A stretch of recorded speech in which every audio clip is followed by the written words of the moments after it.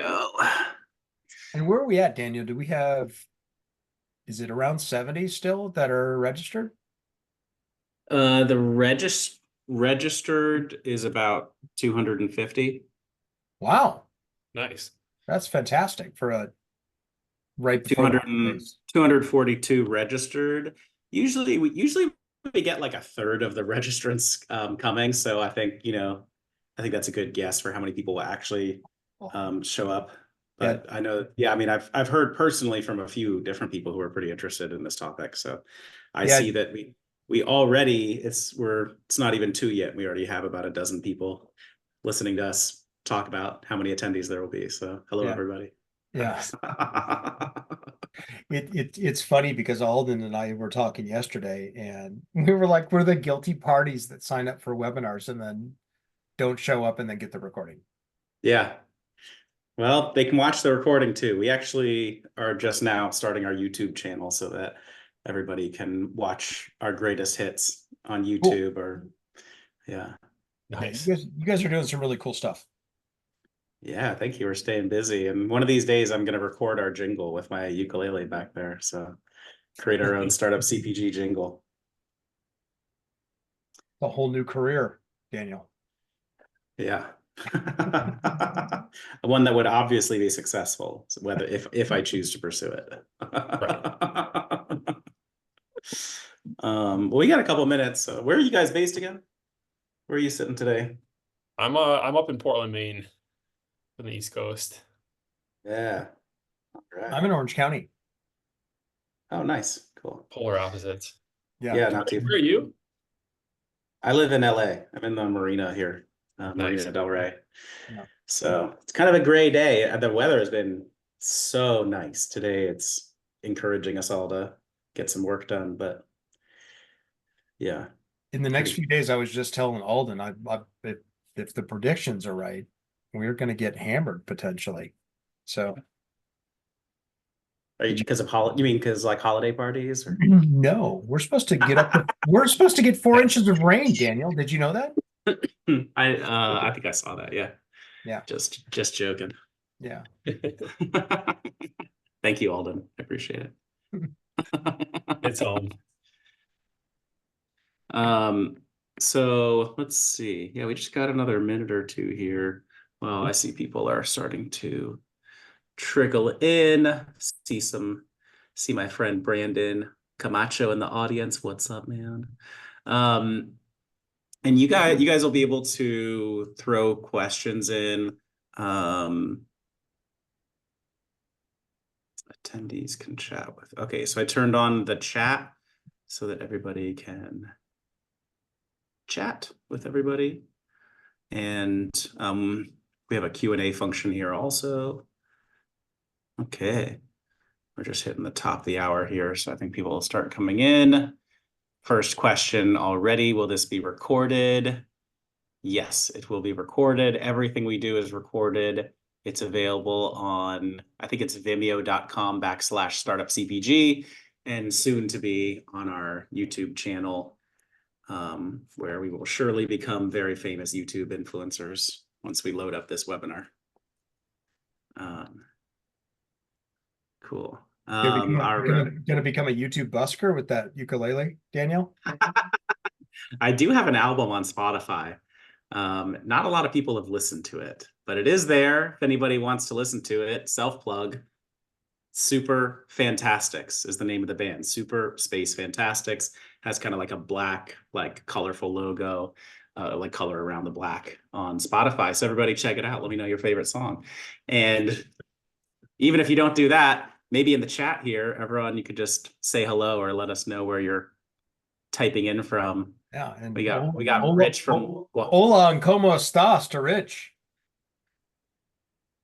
Muy buenas, Rich from Guadalajara. I love it. I wish I was there. Cool. So I think we can go ahead and get started. It's 1 minute past the hour. Thank you to everybody who showed up on time.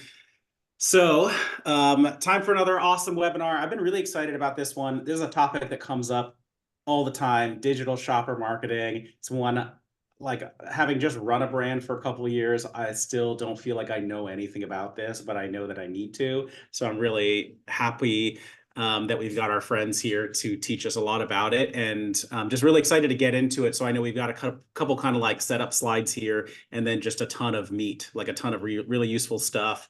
And yes, again, we will send out the recording afterwards. Are we able to share the slide deck also afterwards? Is that okay? Oh yeah, definitely. All right, I will save that in our resources folder. Cool. So without any further ado, let me introduce Clayton and Alden. Do you guys, maybe Clayton, if you want to start, we could just jump right in and go with some intros and then get into the good stuff. Yeah, what we thought we would do is thanks, Daniel. We really look forward to it, and thanks everybody for joining.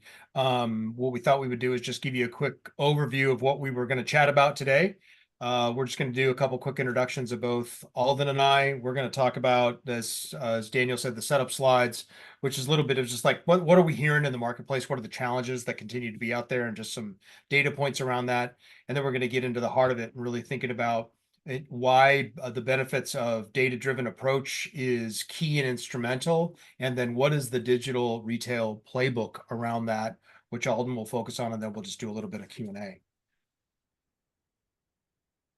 And so I'm Clayton Baum. I've been in the industry for 35 plus years. I've been on both the brand marketing side with major brands like Colgate-Palmolive, as well as on the digital media, data analytics, and promotional marketing side. And I now am the CRO for Ourcart. We're an Israeli technology company that is helping brands really drive growth and engagement, while at the same time capturing interesting and key data to help them make good decisions. Nice. And I'm Alden Miller. I'm the co-founder and CEO of Space Pilot Digital. We are a full service agency that focuses specifically on the natural food and CPG industry. Really, our focus is on helping emerging brands scale their velocities both online and at retail.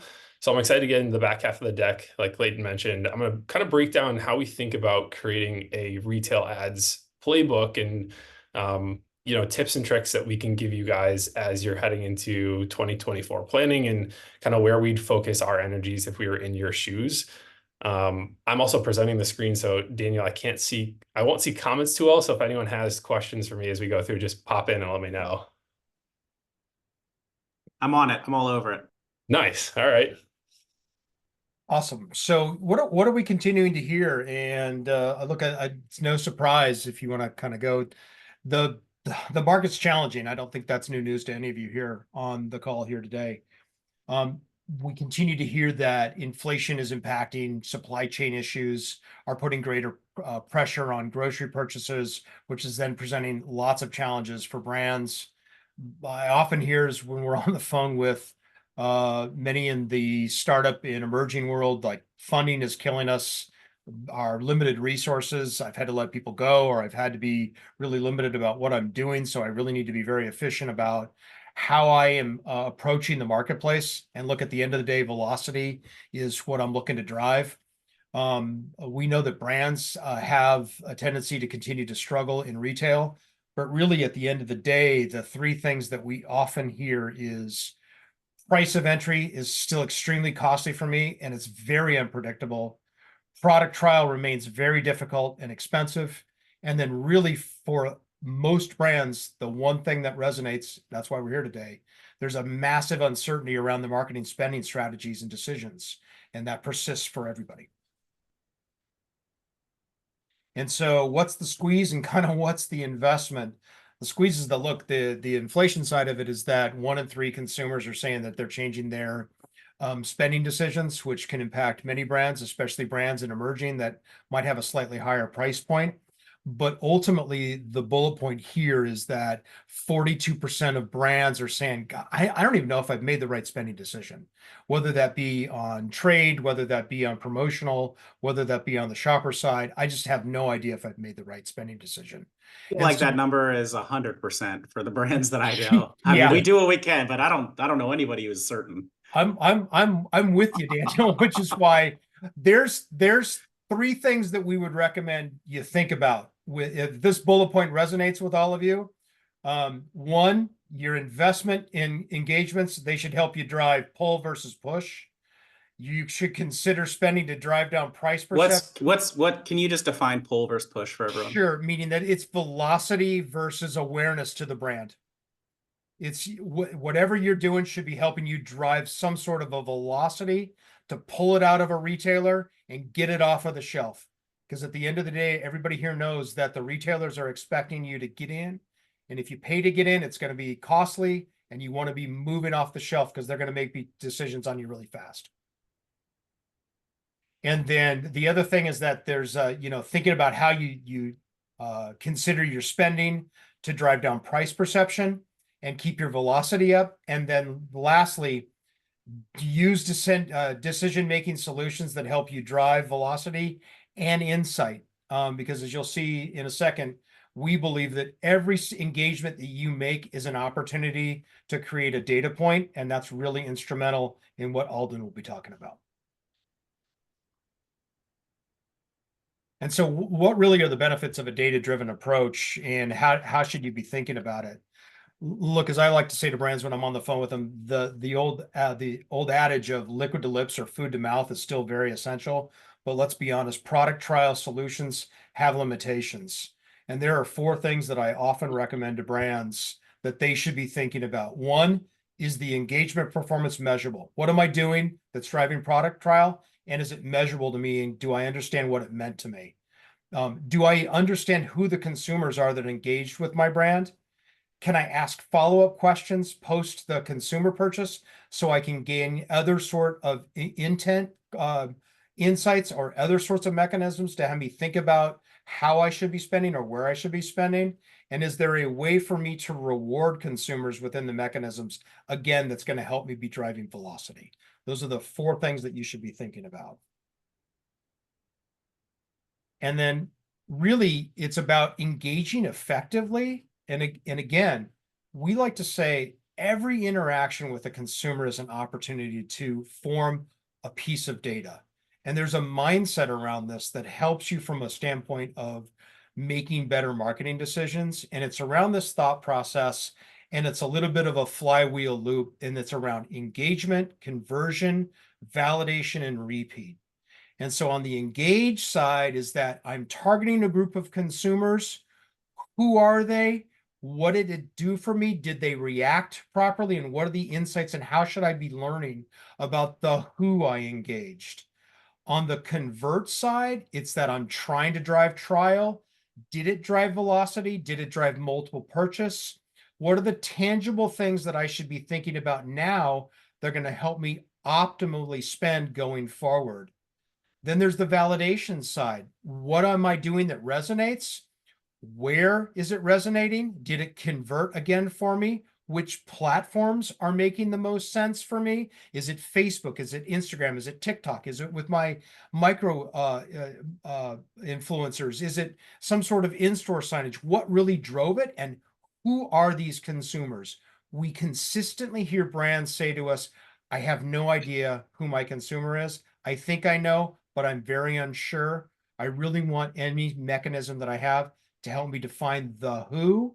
And the last side is that on the repeat, and that is, are the engagement solutions that you're doing helping you capture first-party data? And are they helping you to optimize your activations? Is it telling you something? It's that opportunity to engage on areas to form data points. Can you define first-party data for people? Sure. First-party data is, am I getting marketing consented email and phone numbers that then I can re-engage in one-to-one relationships with them downstream? Got it. Thanks. Sure. And then here's the set that we recommend for you to be thinking about at all times. At the very least, first-party data. If any engagement that I'm doing, does it help me capture a way to then communicate to consumers downstream? Does it help me drive my email marketing list? If I'm also a retail brick and mortar brand plus a D2C brand, is it helping me drive greater engagement to my D2C connection?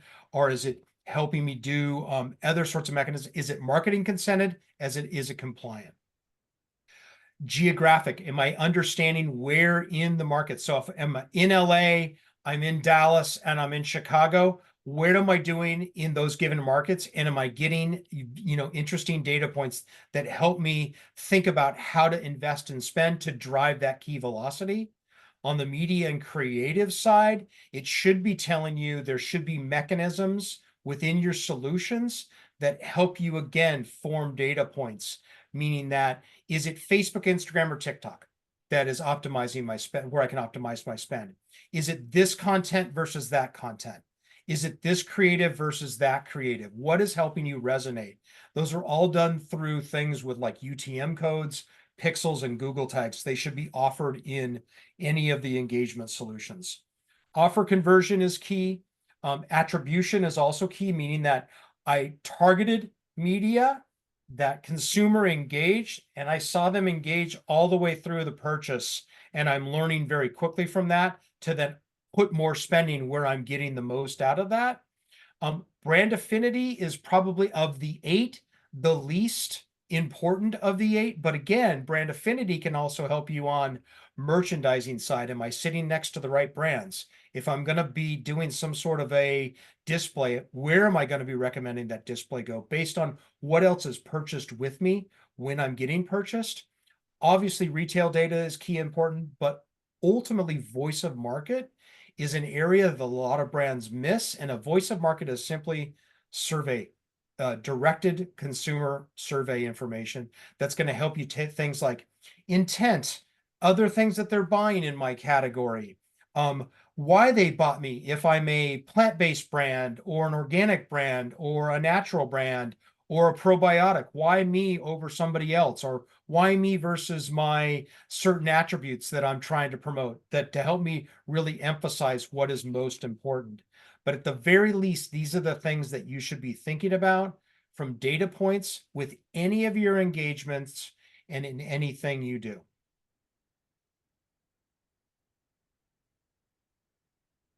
Awesome. Well, I'm going to walk you guys through now kind of how we think about taking a lot of what Clayton said on the data-driven decision side and how do you apply that to then your digital retail campaigns. And so what I'm going to walk you through is kind of our strategies of how I would put myself in the seat of emerging brand and think about creating your retail plan for 2024. And typically the first place I always encourage our clients to start, and surprisingly is often overlooked, is actually the strategy piece.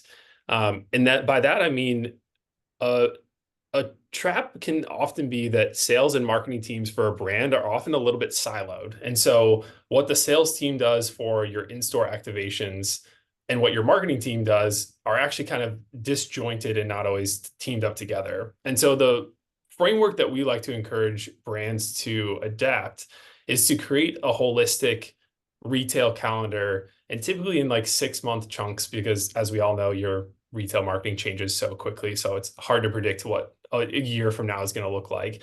But if you can really pinpoint together, okay, here's all the different retailers we're offered in. Here's where things are going to be happening in store from our sales team, whether it's TPRs, demos, whatever it might be. Then you can ladder in your digital strategies to say, how can we make our digital campaigns work harder for where we're already investing our dollars from a shopper standpoint?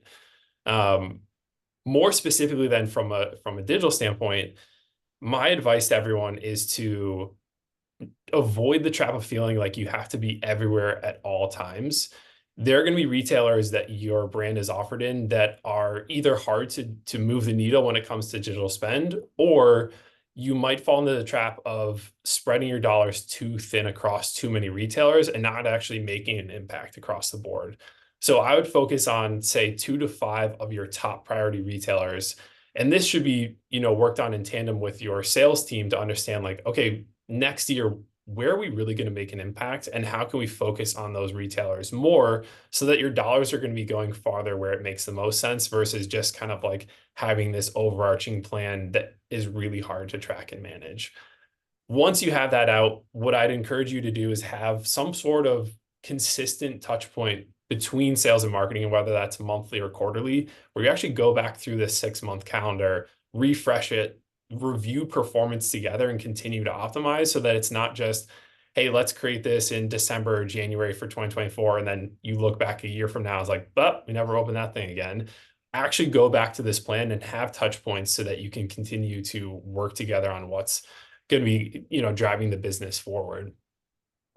On these parts, so like I see the two lines of the digital campaigns, it looks so there it looks like you're saying, hey, like, focus on a couple accounts that are really important to you and let's really try to get those right.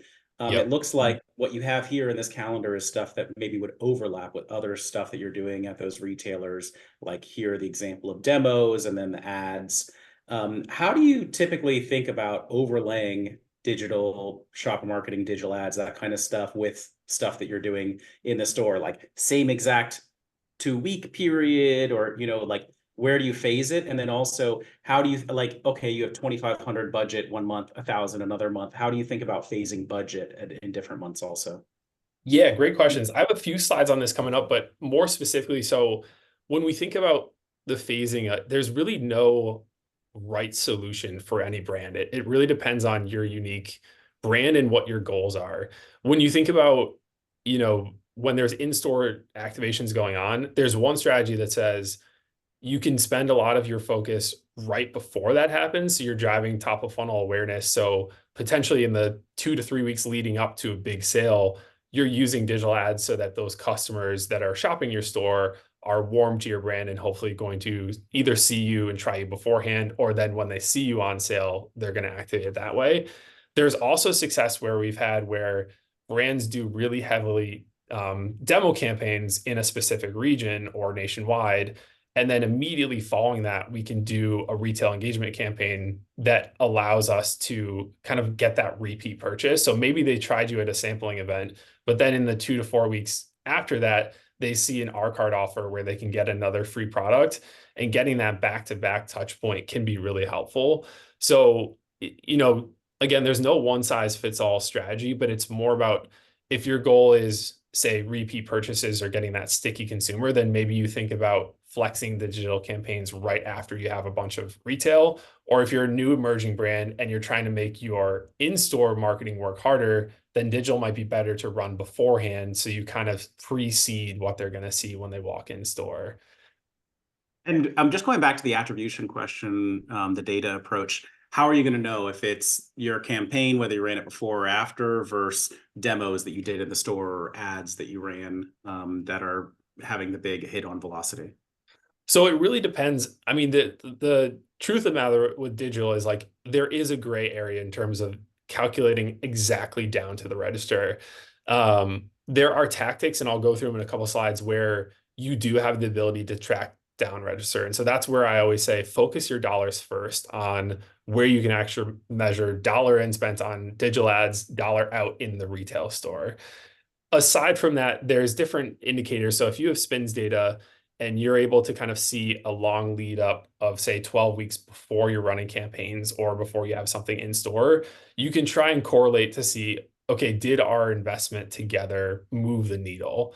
Ultimately, it's going to be really hard to say this one tactic was the one that did it.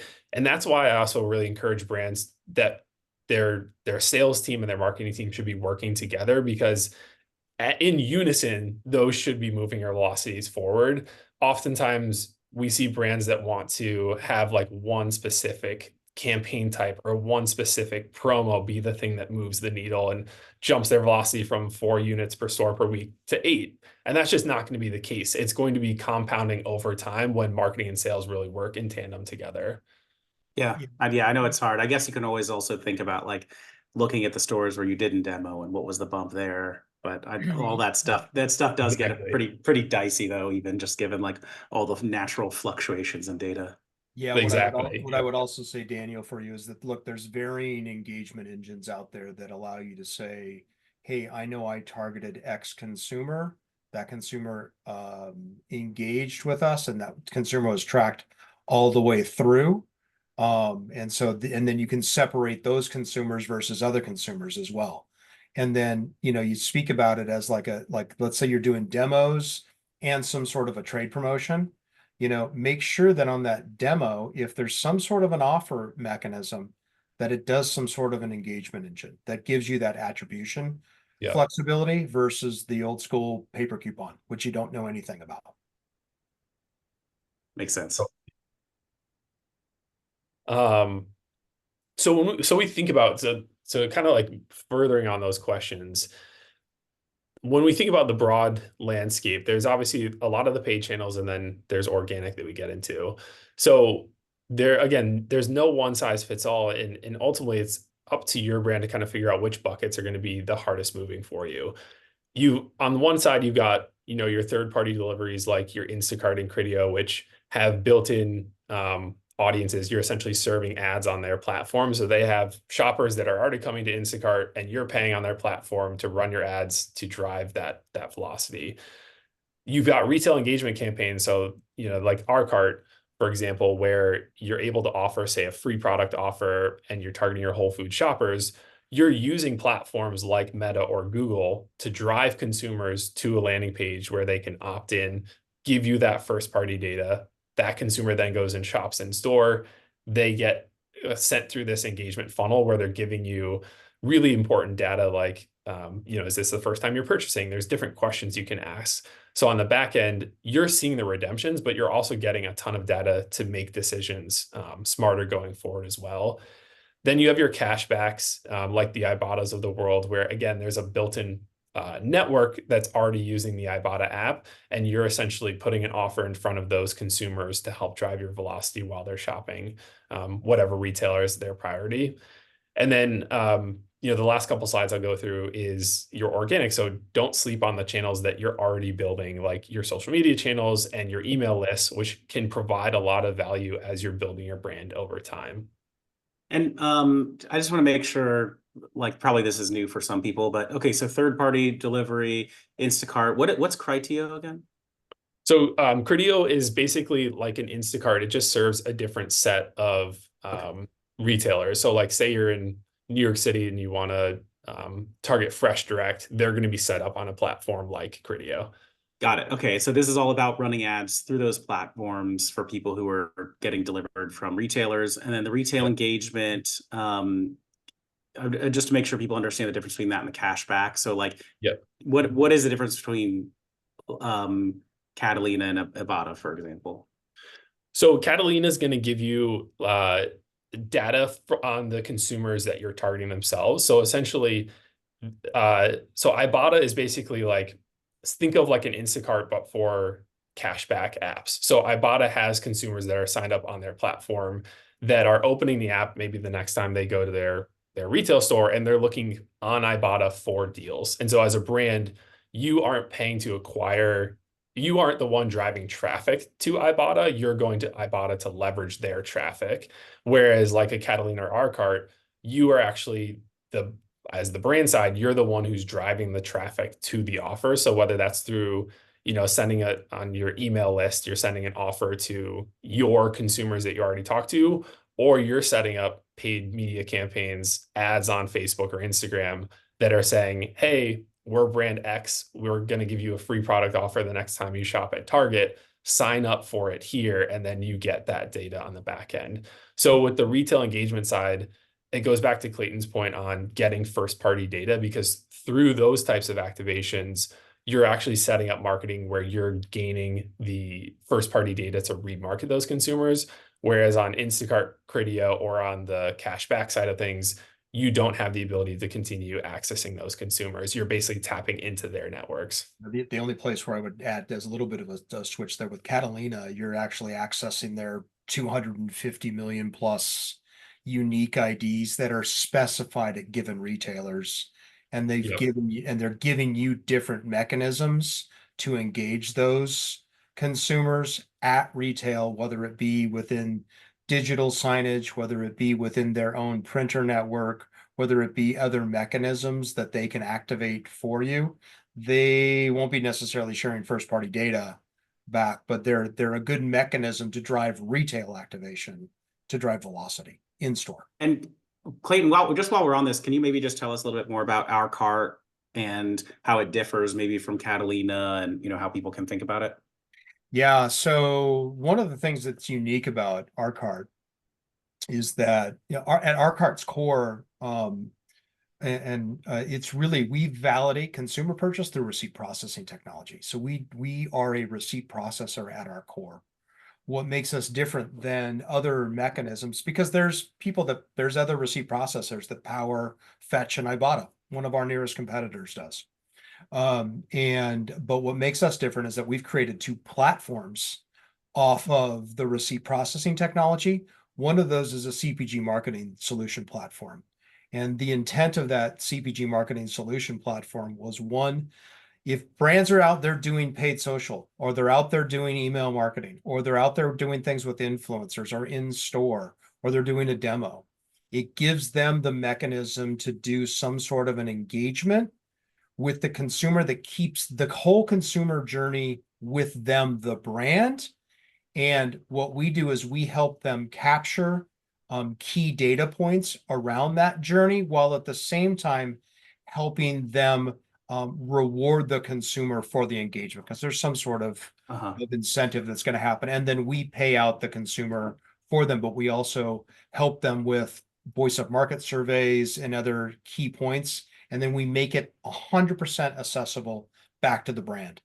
And how does a brand going, like using Ourcart, what are they making? How are they sending it out to people to what exactly are they sending that is going to increase the velocity? Yeah, it's interesting. Why the heck are Alden and I are on the phone together? There's an interesting question from Julia.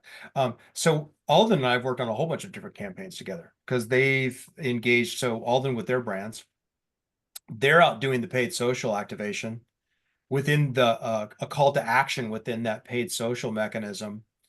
That hits what's called a landing page. That landing page drives the engagement with the consumer. We actually take over for the brand on the back end, completely white labeled, looking like the brand. And that's where we help capture the first party data for the brand, the voice of market survey, and also honor whatever sort of engagement incentive that they're doing to drive that product trial. Did I answer that question, Daniel? And I'll jump into Clayton. Like, typically it's, say for example, through Ourcart, you're going to offer like a free product or a BOGO. In the exchange to the consumer is they're giving their first party data and they're shopping the store for that offer. So they see our ad on paid social that says, hey, I'm X brand, get a free product on us the next time you shop at Whole Foods. They sign up on the landing page, they go to Whole Foods, they purchase the product, and then on the back end, they just submit their receipt through the Ourcart platform, and they get the value of the redemption back on the back end. So from a consumer standpoint, they're getting an offer. From the brand standpoint, you're using this as a tool to drive velocity because you're giving an incentive to purchase. What's great about it is that rather than like a sampling event where, the demo team is basically pulling product off the shelf and you're kind of seeing where units are moving, like this is actually, people have to purchase the product to get the offer. So it really does show you that incremental velocity. Okay, so Ourcart, to an extent, you create a coupon with you guys that says basically go and you get a free unit at a store, and then they take a receipt that captures, and you can get a lot of data out of that, and then they get reimbursed for it. Yeah, and here's the answers. Yes, it's agnostic to retail, for one of the questions in the chat. And then Julia, I don't disagree with you. I think that every brand should be thinking about what they should put into their marketing mix, depending on what their objectives are. And there are definitely, as Alden showed in his example of kind of like a flow chart of what your strategies are, I think that there's a variety of things that brands should be thinking about, but what most will resonate for you, based on whatever your strategies are and whatever your objectives are. But I don't disagree with you that sometimes you do want to be thinking about activating against a retail media network or a specific retailer's initiatives, only because that's where maybe you're trying to focus, and that's going to drive the most efficient volume and or stickiness with the retailer, to be honest with you. Perfect. Awesome. So when we're thinking about creating, again, so we just go through all the tactics. There's a lot that you can do. How do you think about, as an individual brand, pinpointing, creating a strategy or where you want to focus your efforts first? Again, I'll go back to the thing we recommend is focusing on the channels that drive that measurable velocity first. And Daniel, to your point on, how do you track your digital spend to what's actually happening in the store? Where I always recommend starting first is those third-party retail platforms. So like Instacart is the best example, where you can see exactly how much you spent on Instacart. You can see exactly how much revenue came in and how many units were moved. That's going to be your best bang for your buck if you're really trying to be efficient and understand every dollar that goes in, every dollar that comes out. And so for small emerging brands that don't have a ton of money, my advice is to just focus on channels like that and maximize those campaigns until you see fatigue or you hit a ceiling where all of a sudden your performance starts to dip. But until it starts to dip, keep spending there because you're going to see the most efficient returns. As you then kind of walk up the ladder of the chart on the right-hand side, after you tap out of those first part or the third delivery party platforms, then go to something like a retail engagement campaign, where again, with a platform like Ourcart, I can see exactly how much money I spent on my paid social campaign, which drove people to that offer. And then through the back end of Ourcart, I can see how many purchases were coming back, plus all that extra valuable data. So I can predictably measure out what's my cost per unit moved through Ourcart. So again, it gets you down to that register level. And same thing with cashback.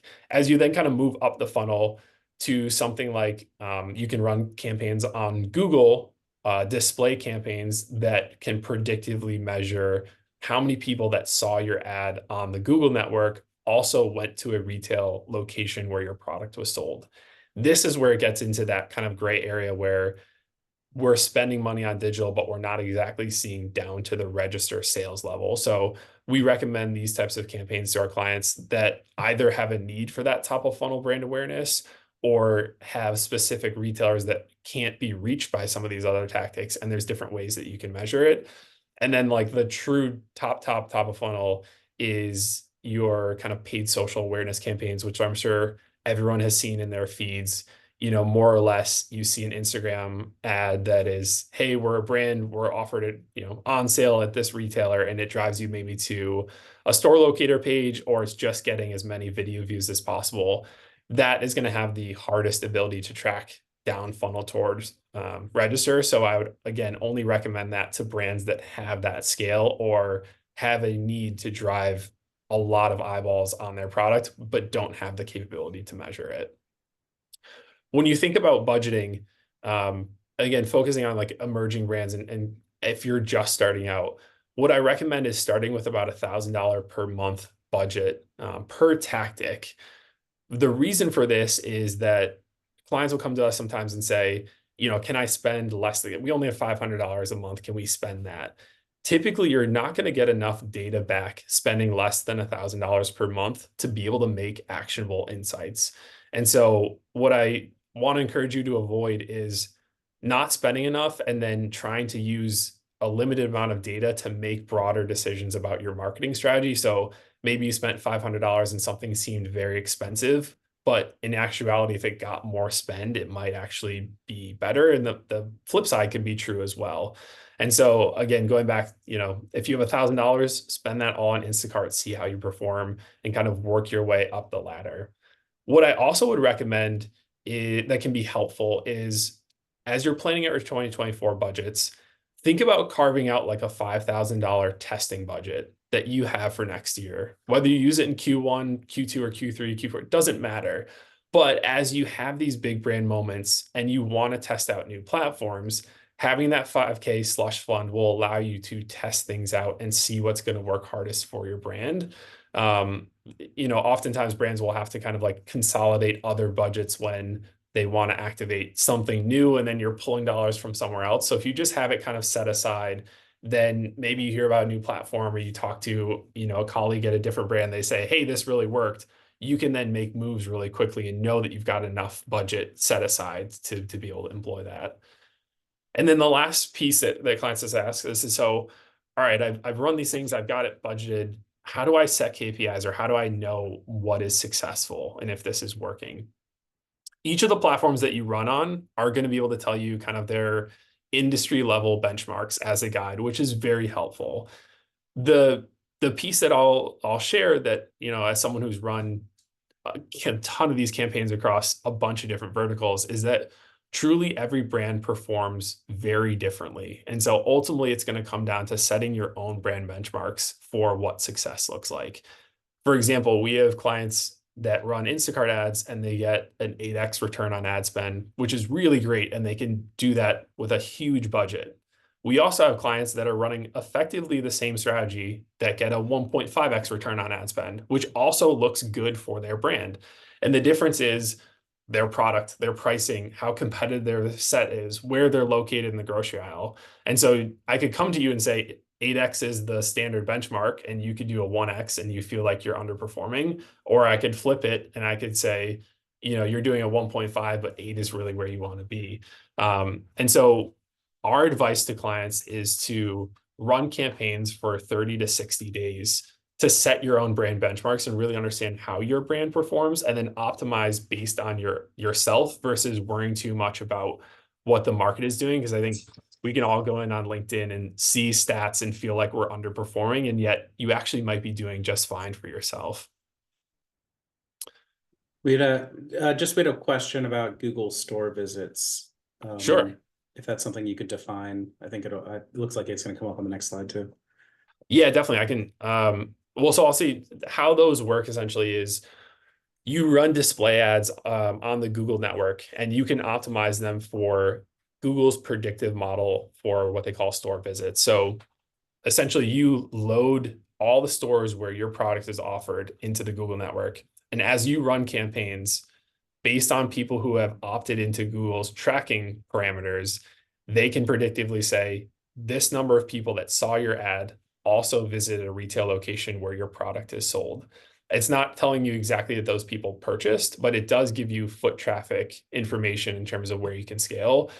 That also then helps you understand. So say you're working directly with your sales team and they say, these 100 retail locations, we really need to somehow move velocity here. Google can be an interesting tactic to use, because you can then go back to your sales team and say, well, we are able to drive 20,000 incremental users to those locations where the product is sold, and they also saw an ad about our brand. So in terms of other things, again, going back to the whole point of this presentation, using data to your benefit and how to make data-driven decisions. Each of the platforms also has interesting little nuggets that can help qualify how your campaigns are performing. So I want to share a couple of them that we typically look at to kind of help brands as well. So on Instacart specifically, in the third-party delivery side of things, they share a new to brand sales metric. So you'll see your total revenue that you're spent, but it'll also break out how many people that purchased your product were new to brand. And this is awesome because if you hopefully have an amazing product that people will, repeat purchase once they try it, you can now say, great, the first month of my data from Instacart shows me that I'm at this, percentage return. But I also know that 25% of those people are new to brand, which means they're probably going to repeat purchase from me as well. So that your actual performance might be better if you have that long-term value look in terms of these customers and how they're coming into your brand. The same thing goes for Ourcart, as we've been talking about. The number one goal is the redemption side of things. So that's great. I want to know exactly how many redemptions are being driven by these campaigns. But as we've been talking about, you also get first-party data for people that opt into the flow. So you have the ability to remarket those consumers through email and have, as you see fit. You also have the ability to ask survey questions on the back end of these campaigns. And you as the brand set those questions. So you might be interested in, have you purchased our product before? So you can see new to brand sales there. You can ask questions like, what was the reason that you purchased this? So you might, here's the reasons to believe about my brand or the health benefits of my brand. And now, from a marketing standpoint, what to feature in your creative or what to feature in your messaging that's resonating with people in store. So you can use that to really get smarter in terms of not just your Ourcart campaigns, but across your whole marketing funnel. And then on the right-hand side is a example chart from these Google store visit campaigns that I mentioned, where you can actually see the individual store level data of how your brands are performing and how many visits are going in store. So for example, you just got into Costco in the, SoCal region, and you need to show the buyers, the incremental things that you're doing about pushing product there, you can actually go back to them and say, based on these campaigns that we're running, here's how much foot traffic we're helping drive to Costco to support these regions as well.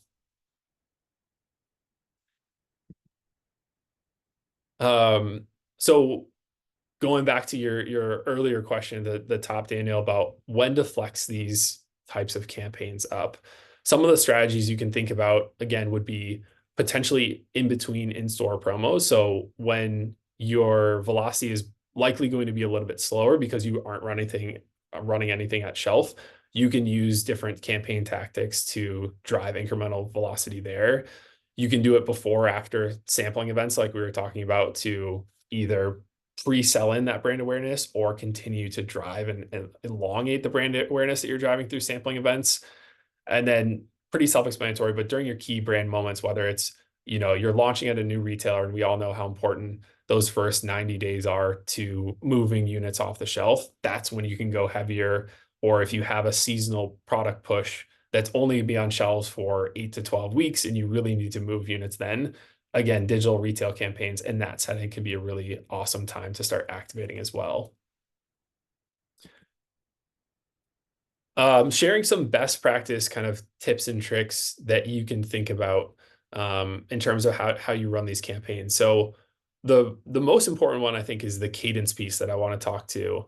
And from a cadence standpoint of running ads, there's what we call like our always on campaigns, which is your media is just always running and it should be supporting at all times, versus your pulsing on and off, where you take periodic breaks in between campaigns purposely. So on the always on side, third-party delivery like your Instacart and your Criteo, that should always be running, and you'll see a performance dip if you pause those on and off. So you should find like what's your minimum threshold budget that you can set and just make sure you're running those on an always on basis. For when you pulse things on and off, the retail engagement campaigns are really something that we recommend pulsing on and off and not running always on. And the example for this is if you are a brand and you have a free product offer through Ourcart and you're trying to drive velocity at Target, if you run that offer every single day for 4 straight months and people see that on their feeds consistently, you're going to hit fatigue pretty quickly and people will start to drown out the offer, or they've already taken advantage of and you're just remarketing to the same people. So when you think about those types of campaigns, run them for 2 to 3 week flights at a time so that it feels exclusive and it feels exciting, and then pulse it off. And so people don't see it again, and use that to your advantage so that your media works harder for longer versus just kind of drowning it out consistently for a long period of time. The creative that you run, if you're running ads on Meta or Google, should definitely include retailer logos as allowed. So some retailers have some restrictions on how you can feature their logos in your creative, but when you can do that, or at the very least, make sure it's in the ad copy. And the same thing with any offer that you're running, make sure that's really visible. Oftentimes we see static ads performing the best because it's just quick right in your feed and you can see all the information that you're looking for. From a targeting standpoint, mainly from like the retail engagement sides or the Google campaigns that we've been talking about, use your store zip codes where your product is sold to do your targeting. So you can drop 5 or 10 mile radiuses around stores to make sure that you're only serving media to where people can actually purchase your product versus just blasting it nationwide. And then you can start to get more granular in there too, in terms of maybe you want to focus on your top 200 or 300 stores that you're doing really well in and double down on where your brand is performing best to keep moving units. Or you could be talking with your sales team and they say, hey, we have these 200 underperforming stores where we need to drive velocity to, and you focus your efforts on trying to get those underperforming stores more support because maybe there's less in-store activations that the sales team has access to activating at. The one piece of advice I'll give though is avoid targeting a list that's too small. So say under 50 zip codes. And the reason for that is that once you get too granular, the audience size on these ad platforms is just going to be really small, and it typically results in inefficient media. So at some point, if you came, Clayton and I've had people come to us before, they're like, can I run a campaign that supports 3 stores in this one region? And we'll say, no, you'd better off doing sampling events or something else. So make sure that you at least have a little bit of scale when you're running these digital campaigns.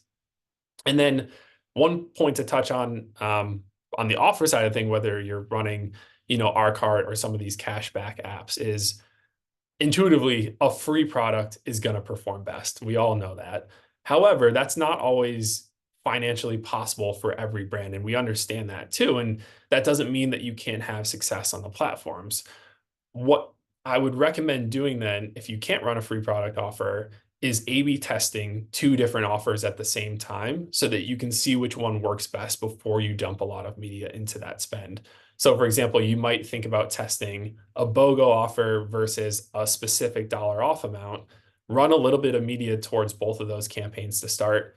Maybe you see that the BOGO offer performs way better than the dollar off amount.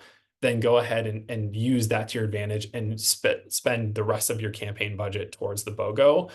We've seen in the past clients that are dead set on just one specific offer, and they'll blow through $5,000 or $10,000 in budget before they realize, like, oh, this one actually doesn't convert best. And if they just actually A/B tested it up front, you'll be way better off with your budgets down the road. The last two slides I'll leave you guys here is on the organic side of things. And I mentioned, don't neglect the channels that you're already building organically, and use those to your advantage as well.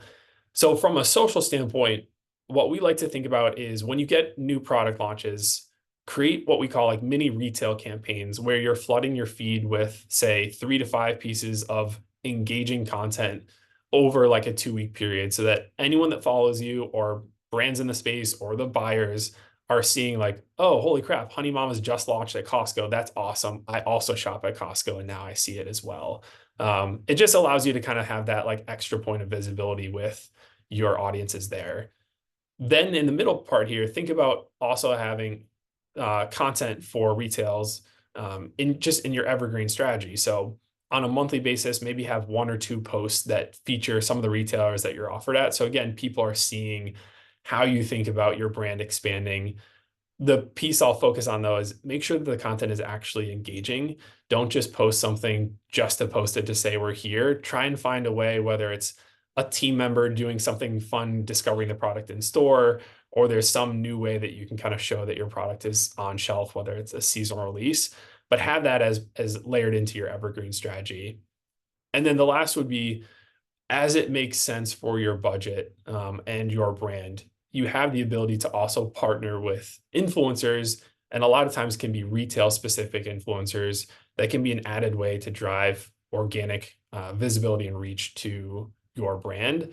Some of the bigger retailers like your Whole Foods, your Targets, your Sprouts, they have influencers that are basically like influencers of that retail. So there's there's opportunities to tap into those networks, but there's plenty of other influencers that are kind of in the health and wellness space that shop at some of the priorities that you can tap into and have an engaging way to activate them, again, to drive more visibility to your brand on shelf.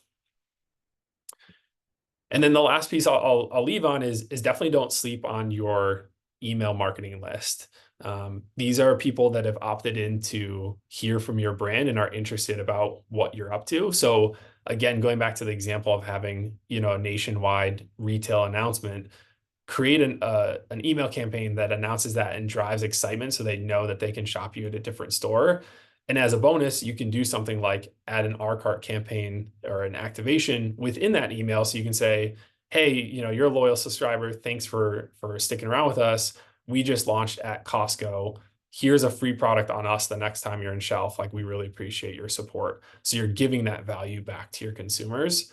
And then the other piece is that as you're collecting first party data through these retail engagement campaigns, so the paid media that you're already spending, make sure that you have a way to nurture new consumers. So after they give you their email list, don't just let it go dormant and tap into them 6 months down the road. Have a welcome flow for your email series that introduces them to the brand, gives them more about who you are, so that as they've just experienced you for the first time in store, they're then getting that much more positive experience and sticking around for a longer period of time, so that your spend on the engagement campaign actually lasts you a lot longer and has the ability to kind of build up that that value with that consumer over time. Alden, we have one question I think on the last slide that was Ali asked, how would you suggest motivating retail influencers? So, I mean, there's a piece that's always the paid side of things, like that sadly is the way that most of the influencer side of things works. That said, if you have brand advocates that potentially are micro influencers where, they're smaller, but they have a robust audience or an engaged audience that's looking for them, you can do, free product trials. So you can send them a care package from your brand that maybe has your product, or some swag that gets them excited about it. Ultimately, you'll have to figure out what's that value exchange for the influencer that's going to allow you to, have them activate on your behalf, whether it might end up being a paid engagement. But we're huge fans of having kind of an in-kind send, which just means basically free product that you send out to a ton of influencers, and craft a pitch, that tells them where you're located at retail and kind of why you'd love to have them be a part of whatever activation you're doing on social. Great. Okay, cool. And then Daniel, did you see the other question? We have another question that came earlier around how would we suggest very early brands with a team of 2 to 3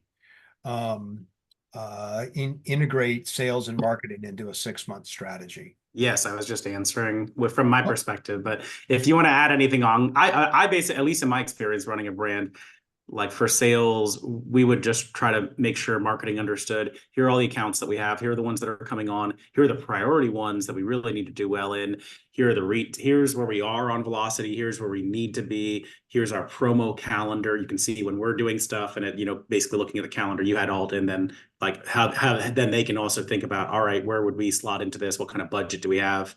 What role are we going to play? And trying to get it to where we need to be on those accounts, or just, doubling down on good performance. Yeah, I would also add, look, if you're an early stage brand, and even if you're in with KE, or you're in with UNFI, or you're using somebody else like a High Touch out in California, make sure you know exactly what they're doing with your brand, so that you can know exactly what happens in your marketing stack. Yeah. So stay tight to it, because look, resources are key, and you want to make sure that every resource used is going to drive what you're expecting it to do. And actually executed as well, because 100% I execute. don't know what half the time promos just don't happen when you wish they would. So Yeah. can't really count on it.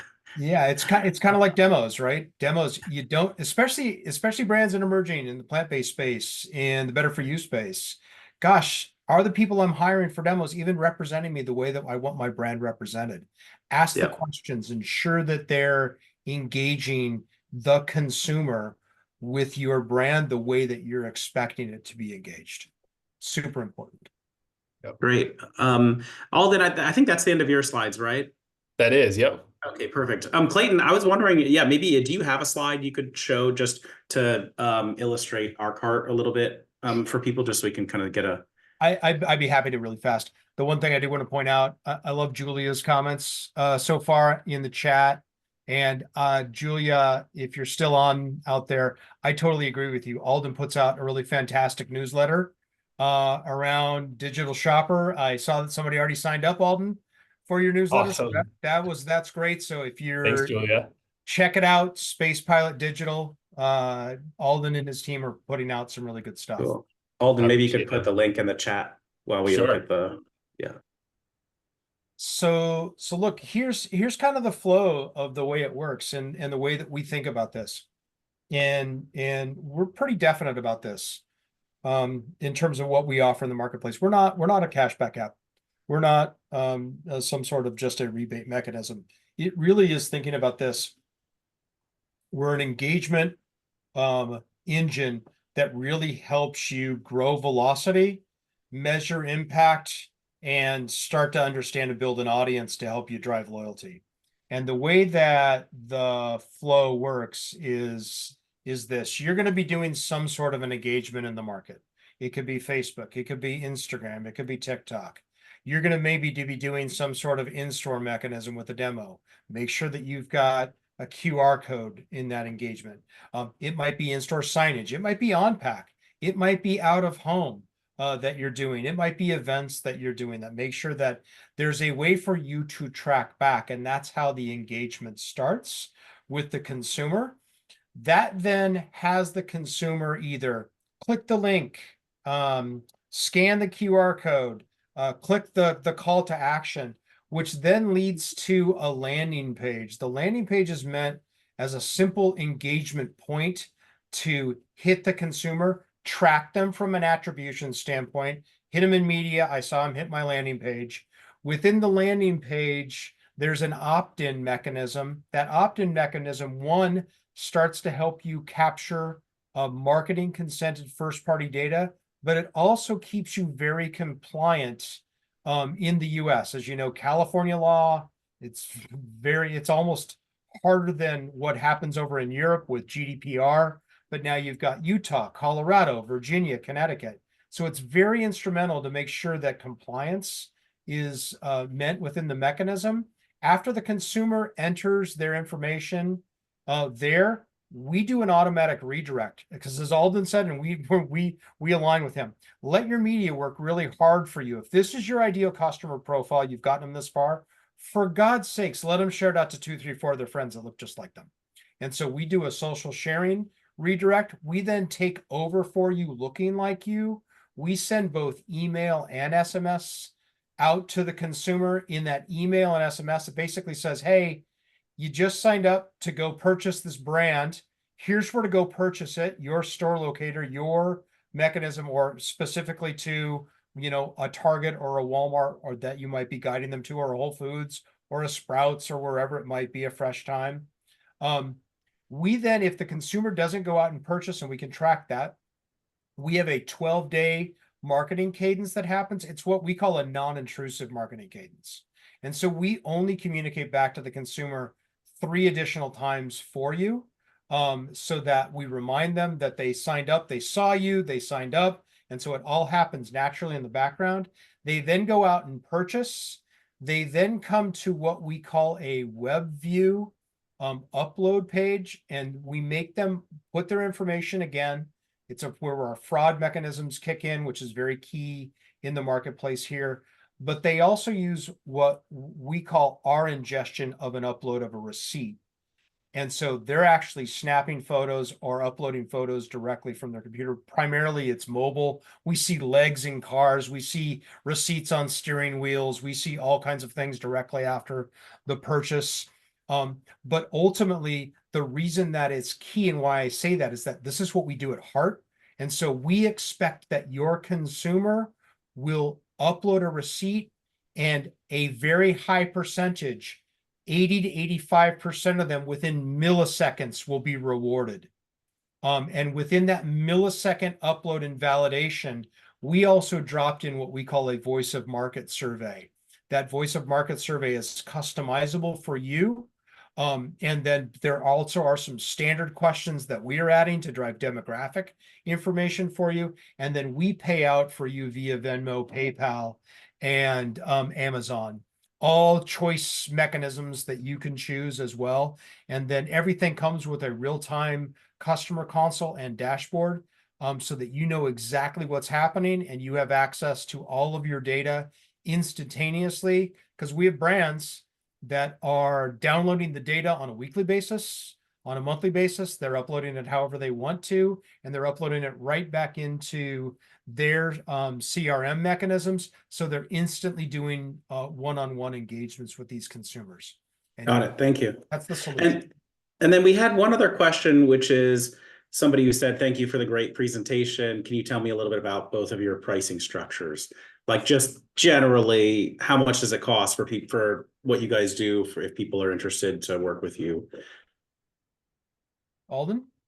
Yeah. So ours is a little custom, because it depends on the types of activations that you're doing. So I'd be happy to connect, with anyone afterwards, or if you're interested. So really for us, it's a matter of how many types of activations are you doing? And then on the back end too, like, do you have a creative team, or are you looking for creative resources to build out the ads and the landing pages and all that? So ours is a little bit hard to just say, like, this is exactly what our pricing structure is, but it's based on how many retail campaigns you're looking to activate at once. Yeah, and ours is a little bit simpler, and Yeah. we've been very aggressive. We've spent 3 years really building this engagement engine, and we've done a bunch of different things. And now what we've just done is we have lowered our price for startup and emerging brands to really go out and utilize it very impactfully. And we're charging, it's basically a 90-day commitment. It's $2.99 a month. And then we charge what we call a performance-based processing fee, because consumers go all the way through this flow, if you can believe it, everybody, and there's still the 10 to 12% slippage on the back end. People don't claim their PayPal or Venmo code, and if they don't, you don't get billed. The other thing that's nice is that we're paying your rebates up front for you, so you're riding Ourcart's money for 55 days basically, until you have to pay us back for those rebates that were delivered and claimed in the market. And that's as simple as our pricing structure is. Yes, you have access to all of the email and phone number information directly in the customer console as an answer to Mike. And that you can pull it back however you want it, and it's there and accessible for you. And what's nice about it is that you get access to all of the data, the marketing consented and unmarketing consented, so that you can do any other analysis that you want. Cool. And Clayton, for people who are interested to learn more about you guys and that offer, should they just email you, or they should go to the website, or? Yeah, you can just email me. Mine's real simple, Clayton@ourcart.com, and we'll follow up with the presentation with all the nice contact information through Daniel, if that works, Daniel. Absolutely. Cool. All right. Any final words before we close out here? All right. Hey, thank you everybody for all of the great questions and engagement. I think we pretty much got to all the questions, and thank you for all the good comments in the chat. That is about it. And I hope everybody is warming up for some nice holidays. Thank you again to Clayton and Alden and Ourcart for sponsoring this webinar. Great topic. Hopefully everybody found it useful. I see the attendance numbers indicated they did. So thank you guys again. And we'll be sending out the slides, and you can always view the webinar recording later at vimeo.com/startupcpg. And the last thing I'd like to say really fast, Daniel, thanks. We love Startup CPG. We're going to continue to work with them. Alden and I are going to be doing some additional content, and we're going to be doing another podcast with Daniel in January. So please come join and listen to that podcast. And if you're looking for a great digital marketing agency, I know of a fantastic one out of Portland, Maine. And, All right. and it might be with a guy named Alden. Yeah. I appreciate it, everyone. Well, thanks everyone for Definitely. attending. It's been great. I really appreciate it. Right. Happy Bye, holidays. everyone. Merry Christmas to all those you celebrate. Bye-bye. Thanks, everyone. Bye. Bye.